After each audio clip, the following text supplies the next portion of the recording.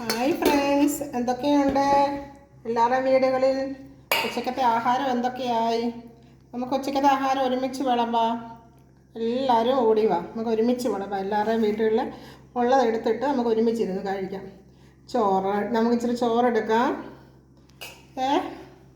ഒരു തുരൈ എന്ന് പറയുന്നൊരു വെജിറ്റബിളാണ്. അത് ഇച്ചിരി ഉരുളൻകിഴങ്ങ് ഇട്ട് മസാല വെച്ചതിൻ്റെ ഇന്നലത്തേൻ്റെയാണ്. അത് ബാലൻസ് എടുക്കുവാണ്.